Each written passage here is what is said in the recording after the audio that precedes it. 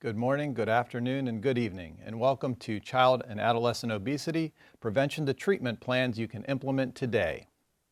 This program is brought to you by Children's Healthcare of Atlanta and sponsored by the Section on Obesity of the American Academy of Pediatrics and is supported by an unrestricted educational grant from Halyard Health. This program is produced in conjunction with GlobalCast MD. It is being viewed in 20 countries and throughout the United States. My name is Mark Wulkan, and I'm Surgeon-in-Chief at Children's Healthcare of Atlanta. First, I'd like to cover some housekeeping tips. So, this program is only as good as the audience, and you guys are a real part of this show. So please participate in the polls that you'll see come up on the right side of your screen. And at the bottom of your screen, you see the chat room. You'll have the opportunity to interact with the world's experts on childhood obesity. Now, this is my 5th program, and they all usually go perfectly smoothly. Occasionally we have some glitches. If you have any glitches, please stay with us and be patient. You're going to need to make sure that you have an updated browser. Current versions of any of the browsers on a Windows PC are fine. On a Mac, Safari and Chrome work best. Please make sure that you have updated versions of Adobe Flash as well. Again, if you see anything freezing up or anything like that, stay patient with us. We always come back online. At the top of your screen, there's a Links tab. If you click on that, you'll see the CME evaluation. And there's also clinical care resources for you to look at your own leisure. We'll also send you an email at the end of the program with a link to the CME. I'd like to introduce my co-directors of this course. Stephanie Walsh is the medical director of Strong for Life at Children's Healthcare of Atlanta. She's also an associate professor of surgery and pediatrics at Emory University. I'd like also to introduce Chris Bolling.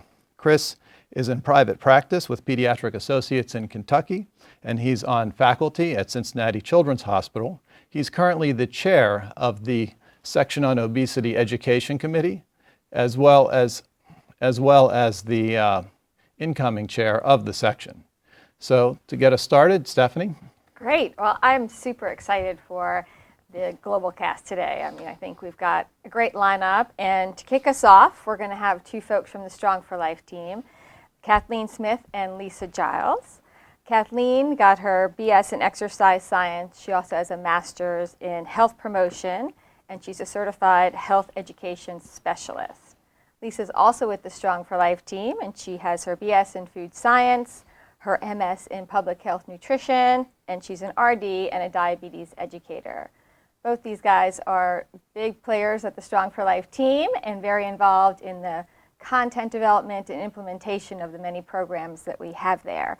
Their focus today is, I think, one of the most important topics that we need to talk about, which is how to take the battle out of getting kids to eat healthier and be more active. So Kathleen and Lisa, go ahead and start us off. Right. Good morning. We're so glad to be with you today.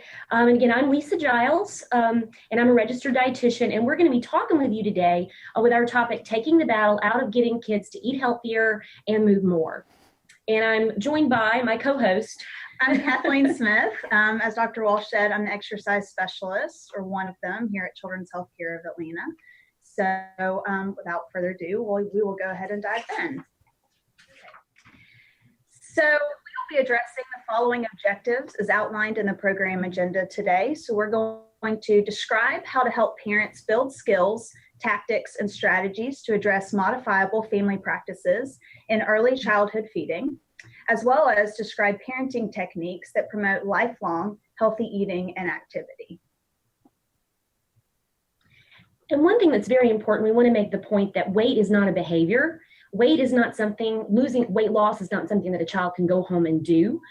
So we want to focus in on those healthy habits as providers, focus on those because all children need a healthy habit goal. So in that way, if we focus on the health behaviors, this is going to hold true, and we can use these evidence-based approach for every child, no matter what size and shape they are, no matter whether they're underweight, average size, overweight, or obese. We can focus in on those healthy habits, and then those are going to help drive and stabilize weight over time. And hopefully we'll see an improved BMI as the child grows into that. Okay. And we're going to be going over some of the common issues that you may see every day in your office with your patients. For one of those, you may hear parents complain about their child being picky, overeating, complaining of hunger, sneaking and hiding food, and excessive fast food intake, which is a very big problem across the board with families. And we're going, and so also with activity. And then in regards to physical activity, of course, common issues you'll see are child resisting activity or indulging in excessive screen time. And we're going to talk with you about a basic premise that we use in trying to define what those parenting duties are, what are the roles of the parent versus the roles of the child. So when you see parents come in, you're going to see a lot of different parenting styles, and these are going to sound very familiar to you. And some of these parenting styles are going to result in the very behaviors that we don't want to see and that the parents are complaining about. So let's run through these parenting styles quickly, and I think they're going to sound familiar to you. The first is the authoritarian parent. This is going to be the controlling, strict parent. This is going to be the parent that says, just because I said so. And they're going to probably say that a lot. These are the parents that are going to control the amount of food, try to dictate the amount of food that their child eats, or they may restrict intake in some instances with their child. This might be the parent that's actually hand feeding their child to try to control that intake long after it's developmentally appropriate. Next, we have the opposite of that, the indulgent parent. This is going to be a permissive parent where the child is in control much of the time. This parent's more of a friend than a parent. This is a parent that may use food as a comfort or as a reward to control behavior. And really, the child's in control much of the time in this situation. Then we have the uninvolved parent. This is a parent that in many ways is neglectful.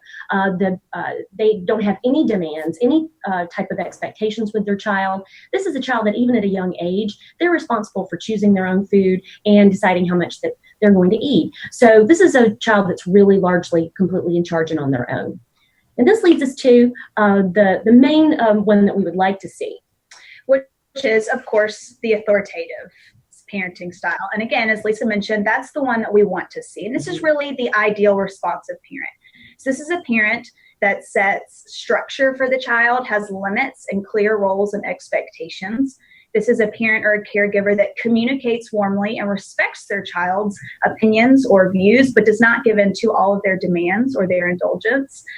In this case, the child will learn that the caregiver will respond to their needs while the child is learning to self-regulate their own food intake, to self-feed, enjoy mealtime, and enjoy being active as well. And so if our goal is healthy habits and developing healthy habits and seeing those in our kids, and we want to see healthy food intake and an active child, we like to use a strategy called the P's and C's to help get us there. So this is going to be the strategy that we encourage parents to use to try to help take that battle out of getting kids to eat healthier and to move more. So let's take a look at what that looks like. So the P's and C's really identify specific ways families can support healthy behaviors. The P's and C's clearly define the roles and the responsibility between the parent and the child when it comes to healthy feeding, healthy eating, and activity behaviors. So very briefly, we'll run through and then we'll dive into them a little deeper. The parent's jobs, which are the 3 P's, are to plan, prepare, and provide. And the child's jobs, which are identified as the 3 C's, are to choose to or not to, choose what, and choose how much. Now let's look at the first parent's job, and that is to plan. And so when it comes to feeding, we want to not only have the meals planned, but plan for a positive eating experience. And this is going to include scheduling regular meals and snacks, planning meals ahead of time so that we're ready to go with that, and enlist the help of the kids in this and making those selections. Setting rules and expectations for mealtime. This could include teaching table manners, and just eating together with our family. And those types of rules and expectations for mealtime. And also to make mealtime pleasant. So that includes no toys at the table, get rid of all technology, no cell phones, no computers at the table, so that you can have a pleasant mealtime, just focusing on the task at hand, which is eating, and time with family. So now let's briefly address how a parent, just like we discussed for nutrition, how can a parent plan for a positive physical activity experience? So part of the parent's role is to plan when. Just like they may be sitting down at the beginning of the week to plan out their meals for the week, that's a great time for the family to sit down and plan when they're going to be physically active that week. I encourage parents to write it on their calendar with a pen, stick to it. If it's on the calendar, it's much more likely to happen. It's a part of the schedule. It will get done a lot more likely than if it's not planned into the calendar. And then again, plan what? Brainstorm activities as a family. This is a great way to engage the family. Ask the children, what are some activities they would like to participate in? And the parent's role is to try as best as they can to fit some of the desires of the child and the activities they'd like to participate in into those weekly schedules. Is it something, can the family play soccer at the park together? Can they throw the Frisbee in the backyard? Have a dance party in the den? Again, that leads us to make it fun. It should be something that gets the entire family up and moving, that they engage in together, and that they're having fun together in. And now we come to the second parenting job, and that is to prepare. So it's not only is the parent's job to prepare and put food on the table, but we want parents to prepare a variety of food, because that's going to give the child more of an opportunity to choose something that they want to eat. So I always encourage parents, for example, if, and I had a question with a parent this past weekend, what do I do if, I can't get my child to eat? Well, that you want to set that up on the front end. If a child, for example, my child doesn't like her food to touch. So if all I do is prepare a chicken and rice casserole with the broccoli all mixed in and she doesn't like her food to touch, I really set her up for failure. So prepare a variety of food, sort of deconstruct that meal on the front end and leave out some of the rice and some of the chicken and some of the broccoli separately, and then prepare the casserole for the family. So then that will allow that child to have more of a variety of foods to choose from instead of that one casserole that she doesn't like her food to touch. Also, ask your child to help. When it's a bit developmentally appropriate, get the child in the kitchen, help them get their input on food selections. Do that as a family so that everybody's likes and dislikes are taken into consideration with meal planning. And then again, similarly, how can you prepare for activity? How can you encourage parents to prepare for activity?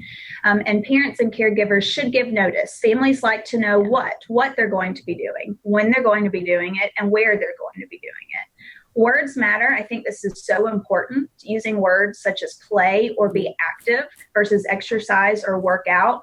Playing and being active sounds a lot more fun to a child, or us as adults even, rather than exercise or workout, which sounds like work. It's not motivating. It doesn't sound engaging or fun at all. So we want to stick to, again, words that are like play or be active. Limit screen time. It's important for parents to limit screen time, because time spent in front of a screen is time spent not being active or not doing other things that are just as important, that are non-screen time as well. So a key thing there is we also want to remove screens, or encourage parents to remove screens from the bedroom. So we encourage good sleeping habits as well. And then the parents, we should encourage the parents to help their child prepare. So help their family prepare for a positive physical activity experience. Are they going to the park? Do they have the proper do they have the proper attire on? Do they have the proper shoes on? Are they wearing tennis shoes versus shoes that will give them blisters when they run? Is it going to be cold? Do they have a jacket? Should we take a ball to the park? Will there be water? So all of those things that can help prepare for a positive physical activity experience. And of course, as the child gets older, they can engage in that preparation themselves. Now we're going to go to the third job for parents, and that is to provide. And sometimes this can be one of the more challenging ones, to provide with patience.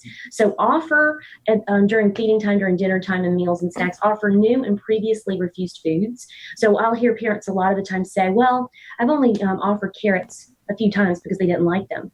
We encourage parents to keep offering those foods that they may have previously refused, because research shows us that it could take 10, 15 or more times for a child to look at a food item and think, that's not so strange anymore. I think I'll try it. And also the power of suggestion from friends. Maybe they see a friend eating carrots and think, carrots are cool now. Maybe they'll decide to eat them. So that's really important. So offer new foods to them, and also those foods that you know that they like, along with those foods that they've refused before. Be a role model. It's really going to be hard for a child to try a food if the parent doesn't like the food. So be a role model. Sit with the child, be supportive, don't dictate intake, but be a role model and eat those same foods that you have on the table, that you've served and prepared. And let the children serve and feed themselves. As we see the little child in this, the top right, she's making a mess, and that is okay. So as parents, we don't want to dictate the neatness and how much they eat, and a dish or a plate is not even necessary really at that age. So it's okay for kids to make a mess. That's part of their developmental development that's important to them. And then for physical activity, we say that we encourage parents to provide with encouragement. So the provide is really up to the parent to provide a safe place. They may or may not feel like it's a safe place for their child to play in their front yard.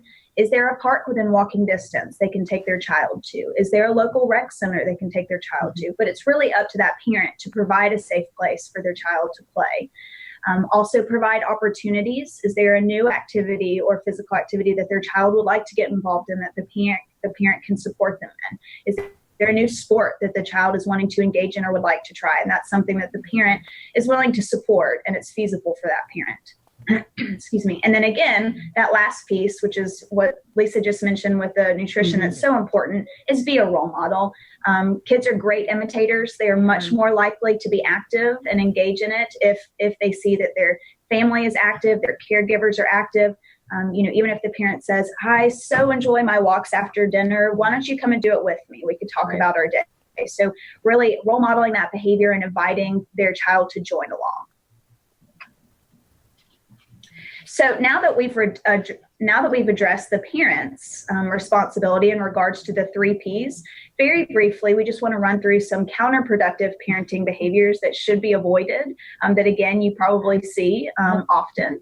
And what happens is non-responsive behaviors stem from the parents either taking too much control by forcing, pressuring, restricting, forbidding, or they give the child too much control by indulging or bribing, or they simply just ignore the child. So what happens when a parent takes too much control by doing the things that we mentioned? They're overriding their child's internal hunger and fullness cues, or their need or desire or want to be active or inactive. When they give the child too much control, it teaches the child they can get their favorite food by whining or crying, or that they deserve screen time in order to run errands. And then finally, by ignoring the child's needs, it teaches the child that their needs are just not important. So again, these are the counterproductive parenting behaviors that we want to avoid. So now that we've addressed, again, the parent's role, which is to plan, prepare, and provide, we're going to briefly talk about the child's job, which is to choose. All right. So when it comes to eating, it's the child's job for everything else, just to choose what to eat. So it's okay if a child says, okay, I don't want to eat this. It's okay. And this is a good learning opportunity for them, because then they're going to learn to eat the food when it's prepared and provided.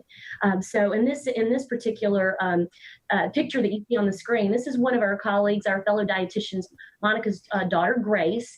And this was her first introduction to solid foods. And mom is so busy taking a photo op here of Grace in her first time with solid foods. Grace is saying, hey, mom, stop taking my photo and feed me. And so she is definitely choosing to eat. And then mom follows suit and really looking at those cues and following those. We also want the child to choose what to eat.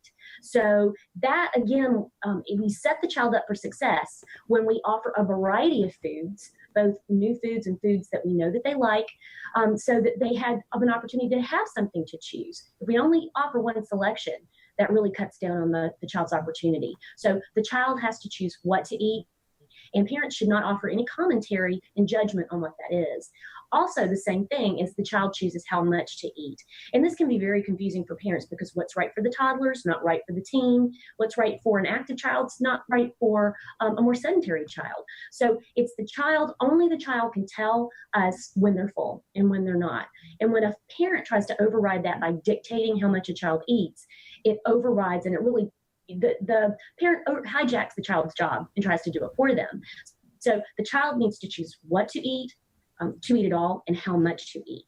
So those are their jobs. So Lisa, That always sounds great, and I think it's really hard for parents to let that go. Is there anything you can suggest as ways that might be easier to say, hey, Well, for them I to not agree. feel like This I'm not is feeding my kid? A parent asked over the weekend, what do I do with my child who's my thin child who could eat and eat for days, never gains an ounce? Then I have my other child who is overweight, and I really do try to control the amount of food that she eats. And I said, by using, and we taught the parents about the P's and C's over the weekend. And so the thing to think about with that is, if we use the P's and C's and not offer that commentary, we have a variety of food and just allow the kids to eat, each one without offering any advice along the way, that's going to help those children automatically eat to their own fullness level. Another thing that I tell parents is think about what has gone on before that meal. Had they skipped a meal? What are they eating for snacks? And we're going to cover this again in a minute. If they have set that child up for success along the way with structuring regular meals and snacks and not allowing them to go too long without eating, like certainly not over 4 hours, then they're going to be able to eat a more normalized, optimal amount for them. They're going to be able to gauge those hunger fullness cues a lot better. So Lisa, so what about my 13-year-old son who, if all he had for breakfast was a blueberry muffin, he'd be happy. He's skinny as a rail, and and I try to redirect him to make healthy choices, and he says he wants to make healthy choices, but he picks the blueberry muffin. How do you manage that? Well, one thing I think, no matter what age the child is, they like choices. So we have to, as parents, if we offer the blueberry muffin and we have that available, we have to be comfortable with the fact that they chose the blueberry muffin. So we have to have a couple of equally acceptable choices: the blueberry muffin, a bagel with cream cheese, whatever we have to offer them. And we have to be okay with what that choice is. So we have to make it really upfront from a parenting perspective. We have to make those choices available for them upfront, and then hope they just sit back and let them make those decisions and without commentary.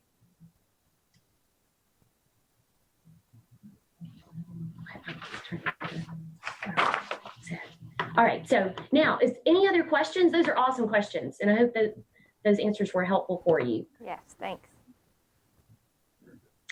Okay, so in regards to physical activity, the child has the same job. The child has the job to choose. And I think that we often say that, oh gosh, the child has the easiest job. The parent has to plan, prepare, and provide. All the child has to do is choose. But I think this is oftentimes where the parents have the hardest time, because for choosing for both nutrition and choosing for physical activity, they're essentially having to kind of give up that authority and allow the child to choose and make the decision. So same thing in regards to physical activity. The child gets to choose to move.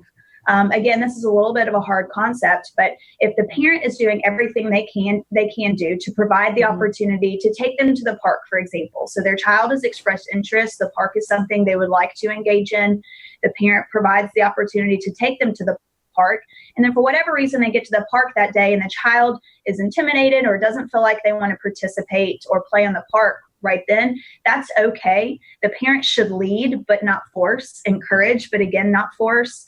Now, what this doesn't mean is that a child can sit on the park bench at the park and be on his phone or playing video games at the park, right? So this is a screen-free time. The child, if he's not ready to participate, that's okay. They can sit and watch, and maybe they will learn, maybe they'll get comfortable, maybe they'll find something else they want to do that's active while they're there. But again, this is a screen-free time. So choosing to move or not to move is not choosing to play on their phone versus being physically active. The second thing is choose how much to move. I often need to remind parents that it's okay that their kid wants to move one day, more one day than the next day. That's normal. That's okay. So the child should really choose the activity level that suits them best that day.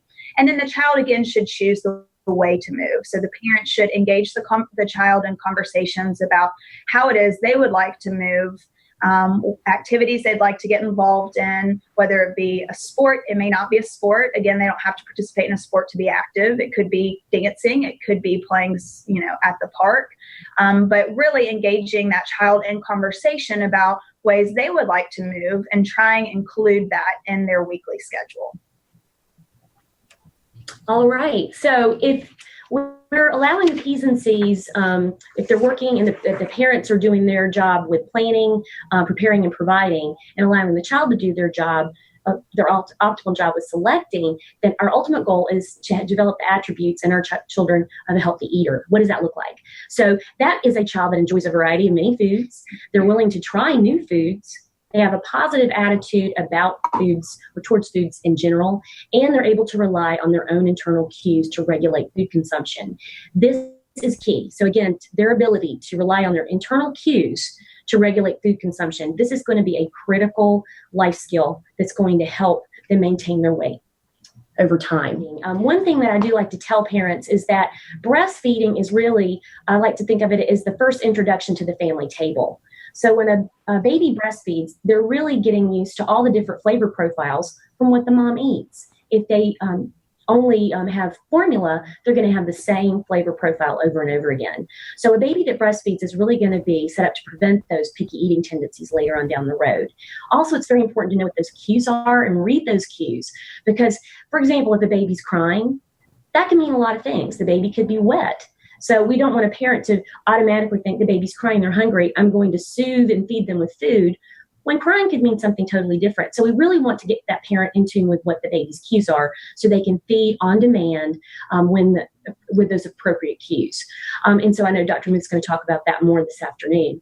Also, when we get into older infants, 6 to 12 months, they're going to be feeding themselves. That's when that introduction of solid foods comes into play. And you can see the little one on the top right. She's making a big mess. She is throwing her plate of food all over her high chair tray, and that's okay. So really, again, like I said earlier, plates really aren't necessary. If she continues to eat the food on her tray, the parent needs to listen to that cue and continue to let her eat. If she starts throwing it all over the floor, that's a cue, the end of mealtime. So really being in tune with those cues is very important. Toddlers. Toddlers are beginning to be much more independent. And this is where parents can begin to set those rules and expectations. And like, for example, no toys at the table. That would be a very easy one to institute at this time. And they like choices. They like to make those choices. So that, again, what we talked about earlier, if you want to give them a choice, but they have to be an equally acceptable choice. Do you want to drink out of their blue cup or the red cup? Do you want an apple or banana? So we have to be comfortable with either choice and no judgment no matter which one. Preschoolers, again, we want to just expect inconsistency. It's okay if they skip a meal. And so, and it could apply to the questions earlier, if they do skip a meal, then we need to let them know that, and this is a thing that's hard for parents. It's okay. It's not going to kill them to skip a meal. So let them know, okay, you're not going to have a chance to eat until the next meal or snack. Water will be the only thing served. And the more they learn that at a very early age, it's going to set them up for success when the food is provided. It's really hard to start those types of rules and limits when they're older. Like if you try to start that when they're a teen, it's going to be really, really hard to set those in place. So starting very early is important. School age kids and adolescents, very important to be in tune with their school schedule, set them up for not skipping long periods of time without eating, or we're going to get complaints about them being starving when they get to the dinner table. So we set them up for those structured, intentional snacks after school, get them involved in meal prep, get them involved in choosing and selecting, making those choices at the grocery store, because those are all crucial life skills that are going to serve them well. And then again, if we are practicing the P's and C's efficiently or effectively, I should say, again, the goal is that we have a physically active child. Well, what is that? Of course, it's self-explanatory, but it's just a child that enjoys being active and that limits sedentary time and screen time. So again, the parent's role looks a little bit different as far as the opportunities they provide with different developmental stages in regards to physical activity. So just like we did with nutrition, very briefly, we'll just run through the different opportunities parents should be providing at the different developmental stages. So starting with infants, parents should limit time spent in objects that minimize movement. So a car seat, for example. They really want to limit that time that an infant spends in the item that restricts movement. On the flip side, they want to provide opportunities for the infant to have supervised kind of movement time or help with movement. So that could include tummy time. It could include putting a toy in front of them so they reach, they grasp, they pull, any of those type of movements. And then, of course, the AAP recommends that for infants, they should have no screen time. So that's another thing that we want to promote to parents as well. For toddlers, it's recommended that they need at least 30 minutes of structured physical activity daily, and then at least 60 minutes and up to several hours of unstructured physical activity. They should not be sedentary for more than 60 minutes at a time and less sleeping. And then, of course, again, as you know, the AAP recommends that if they're 2 years and older, they should have no more than 2 hours of screen time daily. And if they're 2 years and younger, again, no screen time. So that's something that, parents really need to limit and watch. Preschoolers need a little more structured physical activity. So that's about at least 60 minutes of structured physical activity daily. And then again, at least 60 minutes and up to several hours of unstructured physical activity. And the sedentary and screen time recommendations are the same. School age kids, they just need to be active 60 minutes a day. So most of that activity, as you know, should be aerobic, moderate to vigorous intensity. But of course, the muscle and bone strengthening activities and movements are important as well. So what I like to tell parents, and then of course, the screen time is the same. Recommendation. So understandably so, when we're talking to parents, they can get bogged down by these recommendations. And I understand that. It's a lot of numbers. Kathleen? It seems like a lot of planning and preparing and providing, to be honest. But what I like to tell parents is really the most important thing is just that their child is active and not get bogged down by all of this. If they are, their child should be participating in a variety of age-appropriate activities that are fun, and then again, a variety. So for example, if a parent, going back to my example of if a parent takes their child to the park, what is the child most likely going to be doing at the park? Running, jumping, skipping, hopping, pulling, climbing, pushing, all of those movements. So there's all of the recommended movements right there. So Kathleen, again, child just needs to play and be active. Kathleen, another important thing I like to remind parents is that activity can be broken up throughout the day. So the 60 minutes of physical activity sounds a lot less overwhelming to parents when they know that their child can be active for 20 minutes before school, 20 minutes when they get home from school, and 20 minutes after dinner, as an example. So Kathleen, I don't know, can you hear me? Yes, I can hear you. Okay, great. So when you tell a parent that you need to, that they need to do moderately vigorous activity, so what does that mean? Because as a parent, I don't know. Does that mean that my kid's running around on the slide? As you know, there's some people define vigorous differently, and maybe for some parents it's different. Walk around the block may be tough for one kid, but for another kid, they have to run a 5K to sweat. Right. So that's a really great question, and one that we actually get a lot from parents. And what I like to tell parents, I like to really keep it simple. And I tell parents that what's most important is that when we're active is that our bodies are working. So that could be different, as you mentioned, for every child. One child could run a 5K and one child, they could feel like their bodies are really working when they walk around the block. So I like to teach parents and their child kind of their body cues. So what are the things that symbol that your body is working? So an increased heart rate. And that is okay. And a lot of times, especially kids that haven't been physically active previously, they don't recognize those body cues, or they see them as a sign of, oh my goodness, something's wrong. My heart rate's increasing. I can't breathe. So I need to stop. So I do like to teach them that an increased heart rate is a good thing. They will start to sweat. Their muscles can get tired. They can get short of breath. And again, those are just cues that their bodies are working. Of course, we don't want to take it too far. If they can't breathe, if they feel like they're going to pass out, that's a different story. But so rather than kind of, bogging parents down with the specifics of moderate to vigorous, I just encourage them, learn your body cues. Are you sweating? Are you getting tired? Is your heart rate increasing? Those are good signs because it means your body's working. And Kathleen, I think you brought up a really good point, and that is just getting the kids to go out there and move, right? The kids normally, I always say you bring a kid to the park and it's sort of like adult boot camp, right? That's what we pay people to take us out and do all those things that kids naturally do when they go to the park. So you're right, we get bogged down with all of these specifics that we're supposed to do, and they should be able to do this, that, and the other, and really providing that environment where they just have the opportunity to run around and do stuff does make the difference. That was a really good point. That's right. And that's why we just do, why even for us, I just went through kind of the overview of, okay, let's, a reminder, what are the recommendations? But even myself, I have a 2.5-year-old and I look at some of those and go, oh my goodness, am I being successful in that? And so they just can seem so overwhelming to parents. And so again, what I always tell them is just get our kids active and moving. So that's the point that we try and make. Great. Kathleen, one other, while we're talking about this, one other question I have is really about structured versus unstructured play.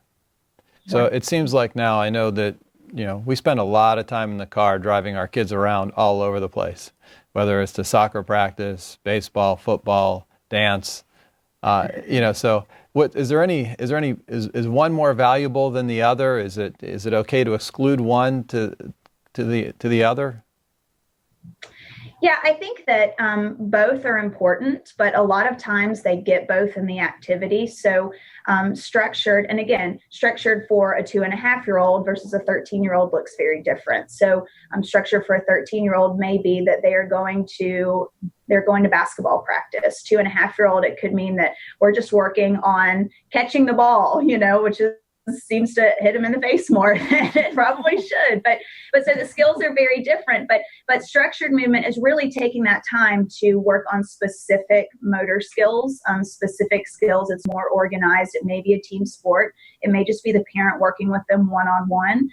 The unstructured play is really just giving that child time to explore kind of their own world. So, again, for 2.5-year-old, it could look like taking them in the backyard and they could spend hours, looking at sticks and comparing the sticks, versus, that will look different for a 13-year-old. But even for, going on a nature walk for a 13-year-old and letting them kind of explore the world around them. So it's just kind of, in my mind, giving them a way to practice direct like motor skills with them. What are those specific skills we can work on, but also giving them an opportunity to explore the world around them, decide ways that they like to move themselves, decide, how does their body work and move differently. And so again, a lot of times they overlap because the structured can turn into unstructured, and it just, again, turns into play, which is what we want to see kids do. Does that make sense? Yeah, no, good. All right, now we're going to have some fun. We're going to do some message makeovers, and we're going to share with you some of the ways that as providers, you're going to be hearing parents tell you that they're responding to their kids in terms of feeding, eating, and activity. And these message makeovers, when you hear the parents respond in ways that are not in line with the P's and C's that we just outlined, we want to help you with some tips on how to reframe those messages so that they fall in line with these suggestions. And before we go into these, I just want to make a really important note. We want to make sure that we're praising our parents for their good intent, for their well-meaning intent. And we encourage the use of patient-centered counseling. So we want to, it could be as simple as asking open-ended questions, asking permission to talk about this topic or to offer our tips and suggestions before we begin to give them and set them straight and bend them to our will, in a sense. So here we're going to start out with some message makeovers for feeding. So you may hear a parent respond to their child like this. If there is still food on her plate, I tell her to finish the last few bites. Then she can get up from the table. Well, this sounds like that authoritative, controlling parent, and it's going to say, because I said so. So anytime that a parent controls and dictates the amount of food a child eats, it's overriding the child's own internal hunger cues. We're all born with that innate sense of when we're full, and when we have these sorts of controls placed on us, we lose that skill as a child. So it's very important for the parent to respond differently. So once you find out if the parent is interested in hearing your suggestions and talking about this topic, then you could respond and encourage this type of a response. Have you ever tried not saying anything? It's important to let her be the judge of when she's full. So then the next message makeover, you may hear a parent say, well, if she doesn't like the meal I prepare, I just get up and make her a peanut butter and jelly sandwich. Well, this sounds like that indulgent parent that we talked about. That's the short order cook. And we want to encourage parents not to do this. So once we find out what's important to the parent and it's okay to offer our suggestions, let's encourage a response more like this. Instead, let her know what's on the menu for dinner and that she can have peanut butter and jelly for lunch one day during the week. So when we become a short order cook, that doesn't do anything but disrupt the meal, and it shows the child that they can get what they want without that structure. So we want to make sure that we set that child up for success on the front end again by preparing a variety of foods that some we know they like, some possibly new, some possibly that they've refused before. This gives the child the opportunity to choose at least something, and it cuts down on the chance that they're going to refuse food and want something different. So here's another one. This is a good one. I told him last night, you can have a brownie if you eat your broccoli. So again, this sounds like that indulgent parent that's using bribery. That's what this is, bribery. So what this parent is teaching the child that to eat vegetables is a task that is yucky. And in order to do it, we're going to use a brownie for a reward. So we don't want to set that up for that. So in terms of dessert, I think this is one situation where the parent can choose the frequency with which they offer dessert. But if they chose to put dessert on the menu, everybody in the family should have the opportunity for a brownie, regardless of whether they ate the broccoli. So let's encourage a response like this. I love that you're considering vegetable intake, but the best approach is don't say anything. Just give him the brownie. So everybody gets one serving of a brownie, no matter what else they ate. So that's what happens when you choose to offer dessert. And here's another one. Hey, Lisa. When she finishes, I think that's a really important point, and that goes back to the whole piece, right? It's your job to decide and prepare what days are we going to have dessert this week, and those are the days you're having dessert. It really doesn't matter what you had for dinner necessarily. So there are days you don't have dessert, there are days you do have dessert, but you as the parent are in charge of those days, and that's just when it's going to be. But you're right, I see this all the time, and it's almost hard not to do, right? When they're asking for dessert before they've even really gotten up from the dinner table. It's a very hard. stressful and that situation is a challenge, and this is probably one of the hardest concepts for parents to try. But as we use these concepts in clinic, and the parents actually try them out, they're always, I think, amazed at just how well they do work. And it just takes that power struggle out, and it lets the child do their job. And if we're always doing their job for them, and the picking and the choosing, they're not going to learn how to do it. Yeah. So once the parent relinquishes that control, it really does work. And so when you're thinking about this type of situation, encourage this kind of response. I mean, just don't make vegetable intake contingent on getting a reward, because that sets the child up for thinking, wow, vegetables are yucky. So it is a challenge. And here's another one for you. The parent says, well, when she finishes her meal, I say, good job. I'm so proud of you for eating all of your food.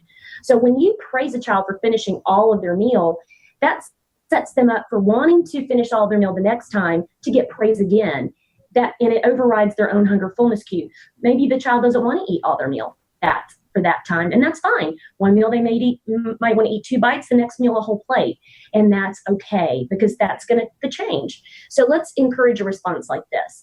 I love to hear that you're praising about asking if she feels full, and praise her for doing a good job listening to her tummy, not cleaning her plate. So that's what we should be praising our kids for, is listening to their hunger cues and knowing when they're full, not trying to make them be part of the Clean Plate Club. Right.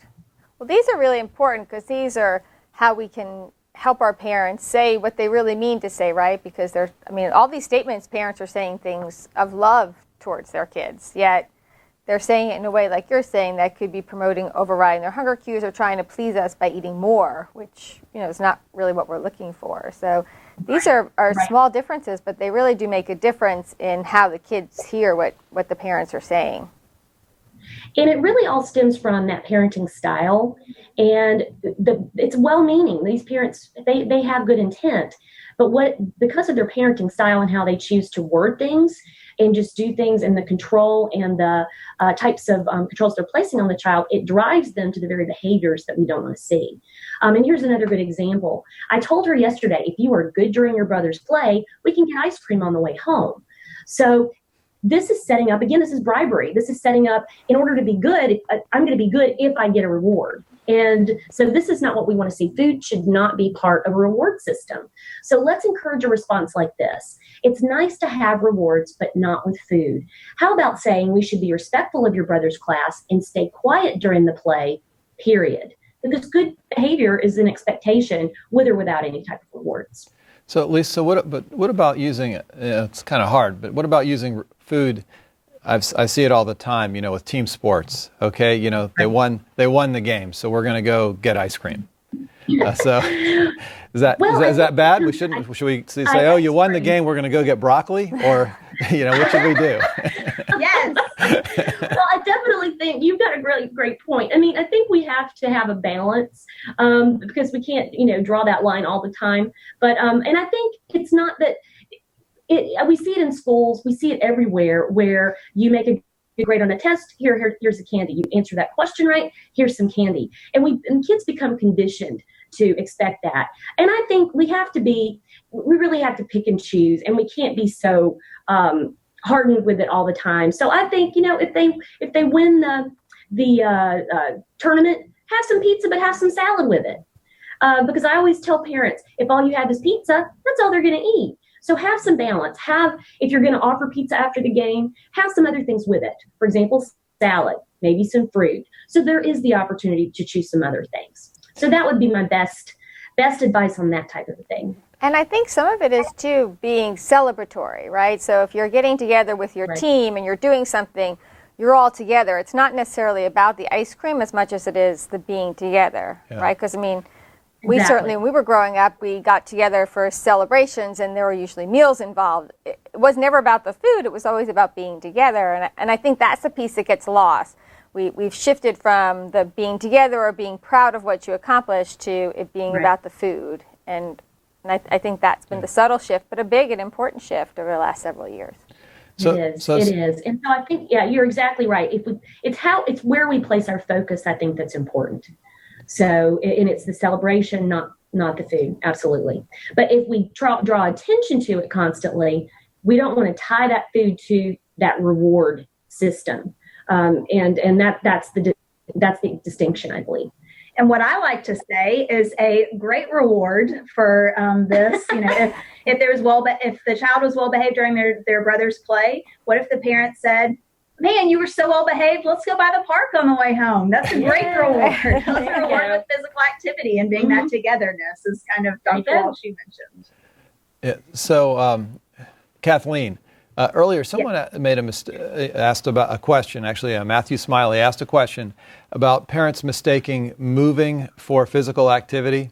So, and I know that we see this sometimes with the kids in clinic who say that, I walk all the time, and you find out they're walking between classes at school. And how do you make that distinction? So again, all movement is important and every little bit counts, right? So we don't want to discourage them from, even if it's just walking, even if it's in between classes or, however little it may be, all moving is important. So we do want to encourage that. And again, say that's great that you see the value in moving. Mm-hmm. But what I would do in that situation is bring them back to the intensity, but in just kind of the conversation about, that's great. So it sounds like you're moving a good bit. Let's talk about how your body feels when you're moving, and then kind of regroup, going back to, remember, it's important that when we're active, that we get our bodies working hard again, right? So some of the time that you're walking in between classes, while that's important and while movement is great, we want to make sure, in order for our bodies to get the benefits from the most benefits from our movement, that our bodies are working hard. So let's take them back to the cues. So are you sweating? Is your heart rate increasing? Are you, getting tired? Or, so again, taking it back to those body cues. Right. Another question that came up on the chat board from Laura Hamilton is, and I guess this is probably for both of you, is how do you transition older kids to take on the 3 Ps for themselves? That's a great question.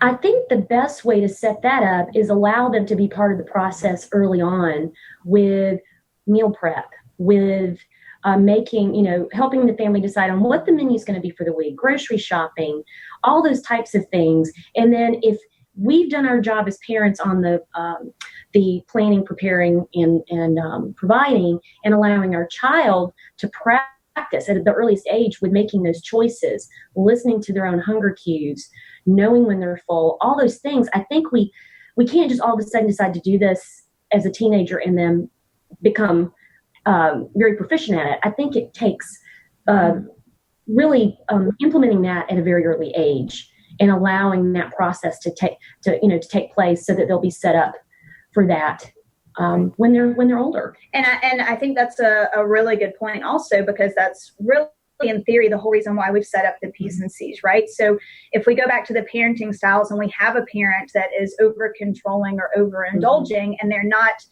kind of being that responsive and reacting to the child's cues, the child will never learn how to self-regulate themselves when it comes to physical activity or when it comes to eating. So we actually just talked to some parents the other day, and one of the parents said, yeah, because if I force them to be physically active, or I control their portion sizes, what happens when they leave the house is they don't have that regulated. So they're not capable of taking on those P's themselves. So involving them early on and like you said, the planning and preparing process, it's going to make them, set them up for success in their choices, and then also make the transition when they are, kind of transitioning into the P's themselves, make that transition easier. And I think that's great. I mean, obviously, starting all this early on would be ideal, but I don't think it's ever too late to start to do some of this, right? It's never too late to start to be that role model at the table, to show, eating good habits, to make mealtime pleasant, to take the battle out of food. Because people have battles over food even when their kids are teenagers. They've been having the same battles for years. So I think at any time, you can start implementing some of this on your job as the parent, and then see how the parents are responding to that, and the kids will then respond to it. We do hear whenever, even with our older teens, when I work with parents to start implementing these things, it is hard. It's definitely hard up front to relinquish that control as a parent, but I always hear positive responses from the parents. There's less struggle, there's less confrontation when they allow the child to make some of those choices for themselves. Now we're going to have fun with message makeovers for activity. Okay, so similar to how we just did for nutrition, right? So, of course, we, engage with parents of all different personalities and parenting styles, all of which can affect the way the child views I don't want to stop you, because just as a follow-up to the last point, I guess Laura's saying, but what about when you get patients that are teens? So with the 3 Ps, do you do anything different for the patients that come to you, 15, 16, 17 with the 3 Ps? Well, I think it would be a new concept for them, and what we would do is start slowly with just one area, just like picking one thing that they'd like to work on, and then trying it out with maybe in one area, not in a large way. But certainly we will go over the concept of P's and C's with them, go over some examples in their life and how they can implement that for themselves. So try to practice through some of the things they're going through, some of the challenges they're going through, maybe with meal selection or with activity, and really practice with them in a real way on some of the scenarios that they're experiencing, but applying the 3 Ps with that, with some of their just real life scenarios. And that I've found to be very helpful. And you could start using motivational interviewing, and again, like you're saying, find out what's important to that teen and start very small and really work on them being successful at it. Right. And again, I think for teenagers, when we're trying to get them on board with this, right? So a lot of times the parent, their role, what we're asking them to do, looks very different from what they've done. But, so them taking the initiative to plan ahead for the week, that's different for them. But it may be for the child, the child doesn't want to give up their favorite meal. So again, that starting small is, well, maybe with that favorite meal, the parent also introduces broccoli, or a new Right. vegetable they can try. Or on the flip with physical activity, I actually had a parent of a teenager the other day say, my child just does not like to be outside. He tells me that all the time. He doesn't like to sweat, right? And that's a teenager. So we're having to kind of how do you work with that when you're telling the child they have the ability to choose whether to be active or not active? And when you engage them in the conversation, I almost as soon as that parent said that, I had another parent said, my child said the same thing. And then we got a dog and he started walking that dog 3 days a week. Now, I'm not saying the solution is for all families to get dogs, but what I am saying is that, sometimes that child or that teenager just hasn't explored enough or found something that they enjoy doing. So again, going back to the motivational interviewing, engaging them in conversation, saying, okay, I understand, I'm hearing you that you don't like to be outside and sweat, but is there something that you would like to try and do? And what we find is the more we really talk to, with that motivational interviewing and talk back to them and respond to what they're saying, they eventually get to something that they would like to try. And so if they start trying that activity, it could just stem from there and they go, wow, I really liked that, or I really didn't like that. Let's try something else. So engaging them in that conversation. And then again, when the parents are doing their jobs and preparing and planning ahead of time, then it takes that struggle away. And also as part of the motivational interviewing and that patient-centered approach, many of our overweight kids, they don't like to be active because of some type of barrier. Maybe someone's made fun of them. Maybe they feel very self-conscious about being active and moving. Finding out what those barriers are, and then maybe they would love to be active, but some of those barriers are getting in the way. And so really examining what that would be can really help, would maybe pave the way to being more active and healthy eating. And the barrier could be as small as the parent looking at themselves and saying, okay, my role, what have I been doing with, my teenager? And I have been, telling my teenager to turn off the TV and let's go exercise. And it could be something as small as if they plan ahead for the week, the child already knows that they're going to the park and going to be active versus having that struggle on the back end of the screen time and turning it off. But again, inviting that child rather than saying go outside and exercise, it could be, you know what, let's just go have fun. Let's go play. Right. Let's go do it together and as a family. And it could be something just as different as that for a teenager makes a difference. That's true. Okay, so if that answers your questions, we'll kind of dive into some of these message makeovers for activity. So again, as we look at these, you may hear a parent say, I know John needs to be more active. I signed him up for soccer, but he hates it. Well, what's the problem with this message is that the parent is really being over controlling, right? Pushing this child into a sport that he doesn't want to participate in. So while sports is a great way to get kids involved in organized activity, if that's something they want to do, if the child doesn't want to do it, they're not going to be motivated to go. They're not going to be motivated to stick to it. And they're not going to be motivated to be active when they're there. So a way you can make over this message is, again, by encouraging the parent, saying, you're right, it's important for our bodies that we find ways to be active. Have you tried asking your child what are some things he would like to do to be active? Maybe you can try something new together. Again, it doesn't have to be the sport. It could be, something else that the child enjoys.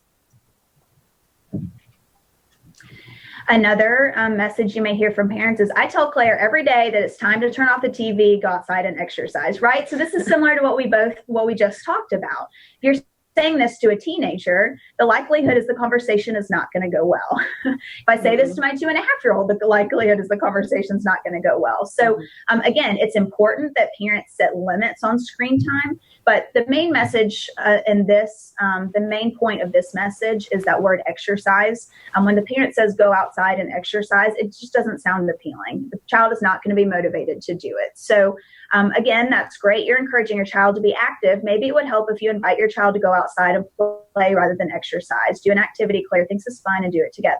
Again, if they plan ahead for the week and it's on the calendar and Claire knows that when she gets home at school at 4:00 and, then she's going to the park with her friends, she already knows that's in the schedule. So that takes the struggle away from Claire sitting down on the couch watching TV and then the mom asking her to turn it off. Another one we hear is, oftentimes when my child is misbehaving, I discipline them by not allowing them to go outside and play. To this, of course, we would encourage the parent to go a different direction. So a lot of times what parents forget is that their child, if they're misbehaving, being active could just be the thing that helps them kind of get their behavior and their conduct back in order and in check. Especially, say, for example, if this is after school and they've been sitting most of the school day and they come home, they've got a lot of pent up energy. So again, if we're disciplining by taking physical activity away, which is tempting to do because kids want to play, so it's an easy thing to take away. But again, it could be just the thing that they need to kind of re-engage and refocus. So again, we could say, well, I know it's often difficult to find effective ways to discipline your child. It's important that you not take away physical activity when they're misbehaving. Now, on the flip side, we have a parent that could say, sometimes my child can be so disrespectful, I tell him, go outside and run 3 laps around the house. So to this, I would just say, please find another way. So again, if a parent is using physical activity as punishment, the child is going to associate that physical activity is something to avoid. They're never going to want to do it if they associate that if I'm bad or I'm misbehaving, then I have to be physically active. That's not going to motivate them to participate in this now or lifelong. So full disclosure on this message, I am not a expert on parent disciplining. If somebody is, you can call me afterwards and tell me how to discipline my 2.5-year-old. But the point here, of course, because disciplining is relative to the age of the child, parenting styles, the severity of the deed, all of which we won't get into. But the key message here is just that if we discipline our child with physical activity, it's just counterproductive to what we're trying to do, which is get the child to enjoy being active and be motivated to do it themselves. So Kathleen, what do you think about treadmills in front of TVs? Another question from our chat board here. That's actually a really good question because, again, it is screen time and they are being active. If they, for example, are, going to the Lime State or going to the gym and there is a TV there and there, the only thing I would be cautionary of is that sometimes when we disengage by watching TV or we listen to, music too much, or when we're active, we're not paying attention to our body cues as much. However, if it's getting a child or a teenager or even ourselves active, and they are, engaging in screen time while they're running or being physically active, and it keeps them motivated and keeps them doing it longer, I would not necessarily say you can't do it. I would say, it's important to also try and get outside and engage, in physical activity that way, and maybe experience, trying to go for a run in their neighborhood if they really like running.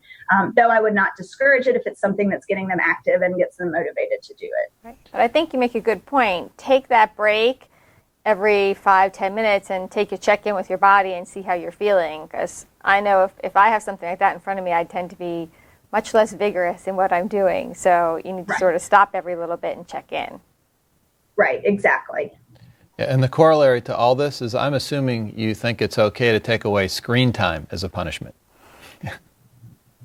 Yes. I think that would be a great thing. Yeah, that's right. So, again, I think it should be limited anyways. So if they are overindulging in it to begin with, I think there should be limits. But yes, I think taking screen time away would be a good way to, curb behavior. I do have a quick question about screen time because, kids are on the computer a lot for school. So if they need their computer for homework in the evenings, does that count towards their screen time allotment or not?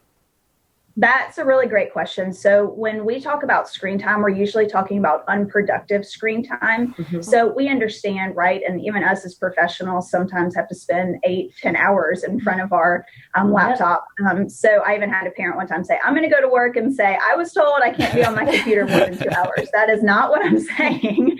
But there is a difference between productive and unproductive. So of course, technology gives us so many benefits right now. Doing homework, doing it at school, all of those things are important.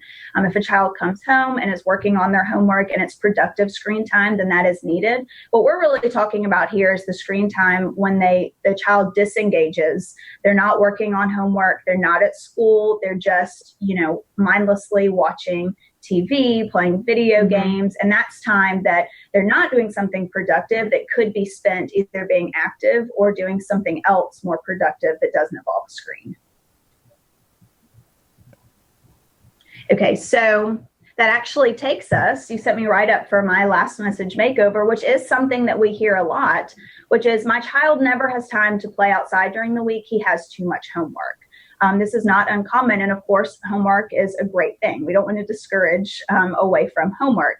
But the way to make over the message here is, you could say homework is important. Have you ever considered encouraging your child to take a brain break before he gets started on his homework to refocus his brain?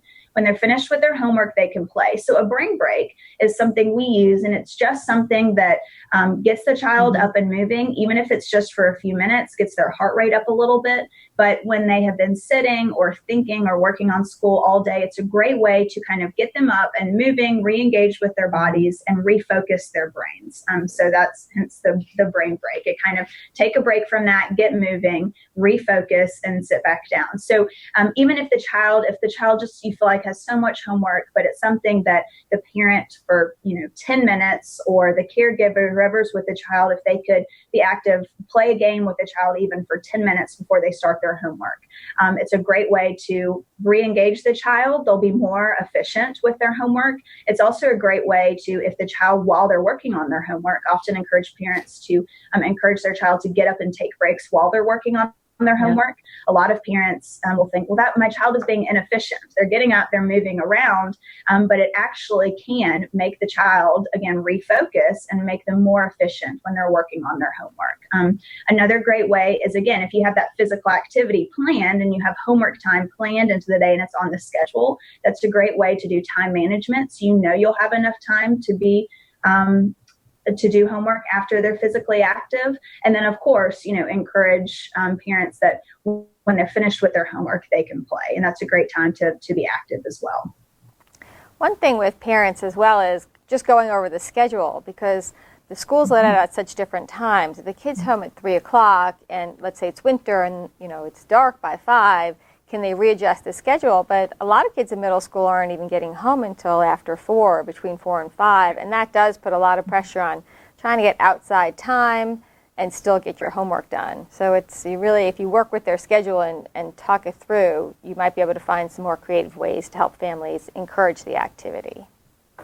That's right. And again, if they plan ahead of time versus, feeling like, oh, the child wants to play and have outside time, but he has so much homework. If you have looked at that schedule and planned ahead, okay, he can have an hour to play because then he has from this time until dinner to work on homework. And then so it's, takes a little bit of that stress away from it because it's planned and built into the schedule.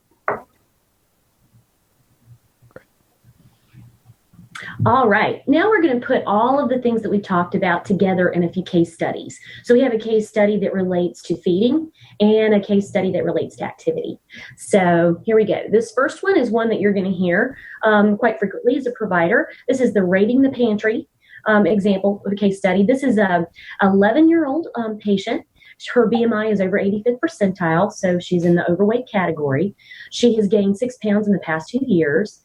And in terms of the behavior, the child gets home from school and raids the pantry, and then mom thinks she eats too much at dinner as well. And what is going on with the struggle in this home is that mom is trying to put limits on portions at dinner, but the child pleads for more food. So this is creating quite a power struggle in this home. So as a provider, what I would encourage is asking those open-ended questions about what's going on during the day before she gets home and raids the pantry. Is she eating breakfast, lunch? Or is she skipping either of those meals? What about the snack schedule? And what is available for the child to eat when she gets home? And what I tell parents, if the only thing that's in that pantry are chips and crackers and tortilla chips, whatever that's there, those are not going to satisfy the child. So that's where they get into that sort of a grazing, just keep going back to the pantry for the chips and then for the cookies. And then if there are no boundaries or there's no plan for that, the child's just going to keep eating things that don't fill them up. Because I will tell parents there's not enough chips to fill a child up. And the crucial thing here is that it lacks protein. Protein needs to be involved. It's a really crucial component in snacks to help keep a child feeling full so that when she gets to dinner, then she's going to be able to eat more of a normalized portion, listen to her hunger fullness cues better, and that hopefully that will keep mom from feeling like she needs to limit portions at dinner. So really this is an open-ended discussion with the family, and don't make those decisions for the family on, well, she needs to eat lunch, she needs to eat this intentional snack, those types of things. Ask them to brainstorm what those would look like. Well, what could we do to help you eat lunch? Find out about that. Well, what do you have to offer for snack? What are some ideas that you would like to have for snack?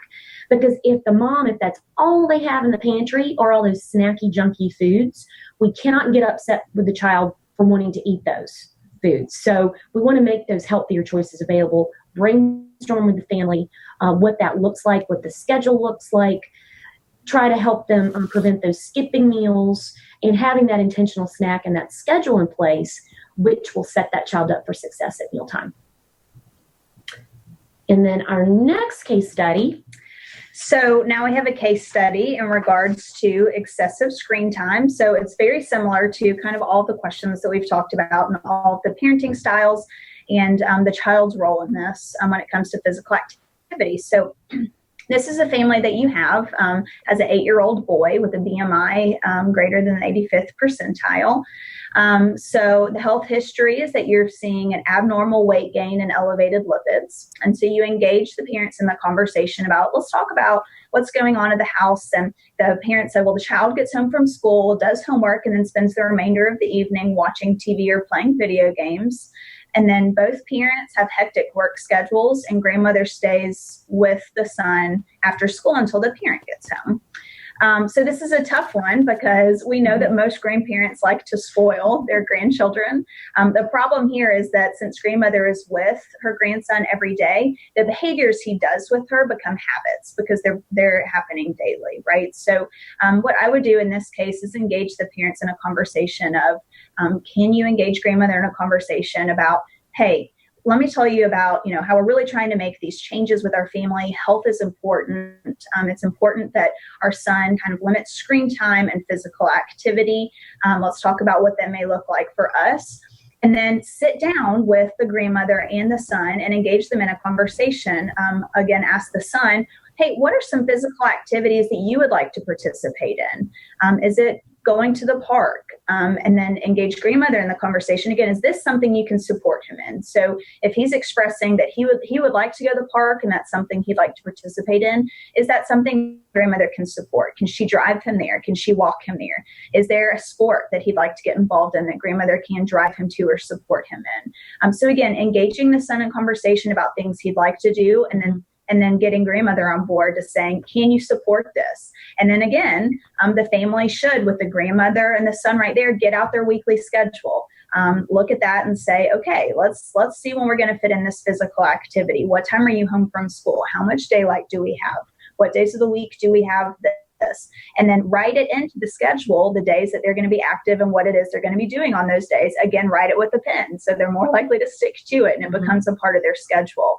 And then again, the child is less likely to come home and just crash on the couch and watch TV if there's something on the schedule that he knows he's doing that day and that grandmother can support him in. Again, I would remind the parents that even though they have hectic work schedules, that of course they're an important part of their child being active as well. Is something that the parent can engage the child with during the weekends and physical activity that they would like to participate in then. But also, do they have time after dinner to go on a family walk? That can be a great way for the parent to talk to the son, especially if they haven't seen him all day, about the school day, about their friends, about what's going on in their life. So it can be a great way for them to connect with their son while getting some movement in. And then even though the parent may be exhausted, it could be, the much needed kind of brain break for the parent to get them re-energized for the rest of the night. So all kinds of ways that you can engage the parent in conversation about ways that they can, again, plan, prepare, and provide opportunities with the grandmother involved so that they can set the child up for success when it comes to being physically active. Great. So I think it's time for us to start wrapping up before our first break. Kathleen and Lisa, thank you for a fantastic discussion. Really great points. If anyone in the audience has any other questions or anything they want to ask them, you can keep the chat board going.